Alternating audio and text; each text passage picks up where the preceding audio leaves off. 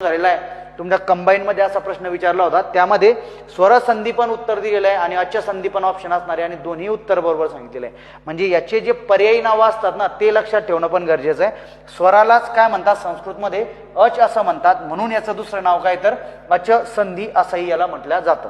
आता दुसरा प्रकार कोणता पडतो ते लक्षात घ्या। दुसरा जो प्रकार असणार याचा दुसरा प्रकार असतो इथं व्यंजन संधी। दुसरा प्रकार असतो संस्कृत संधीचा व्यंजन संधी आणि व्यंजन संधीलाच पर्यायी जे नाव असतं ते असतं लक्षात घ्यायचं आहे हल संधी। व्यंजन संधीलाच म्हटले आता असते या ठिकाणी हल संधी।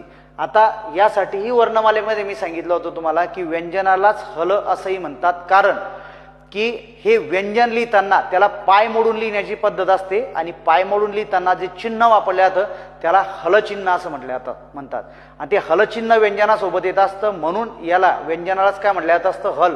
आणि इथं लक्षात घ्यायचं आता त्यामुळंच व्यंजन संधीचं पर्यायी नाव काय परत हल संधी। हा पण प्रश्न जेव्हा तुम्ही प्रश्नाचे ऑप्शन बघसाल त्यामध्ये असे पर्यायी नावंही तुम्हाला दिसून येतील संधीमध्ये, त्यामुळे हे नावं लक्षात ठेवणं गरजेचं आहे की इथं व्यंजन संधी म्हणजेच काय, दुसरं नाव काय असणार त्याला हल संधीही म्हटल्या जातं। आणि तिसरा जो प्रकार असतो याचा तिसरा प्रकार पडतो याचा इथं विसर्ग संधी।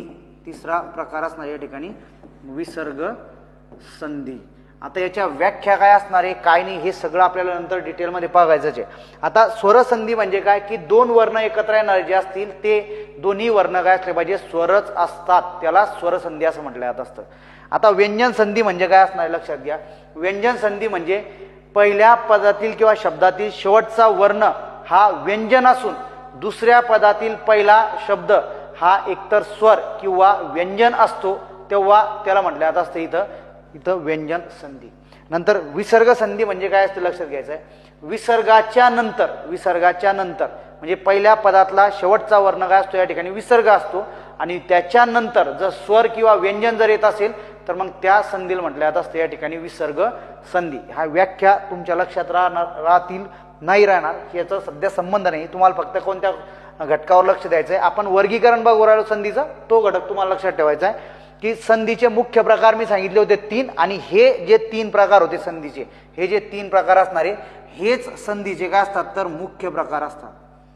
हे संस्कृत मधले जे प्रकार असतील हेच संधीचे काय असतात तर मुख्य प्रकार असतात। मग आता मराठी संधी आपण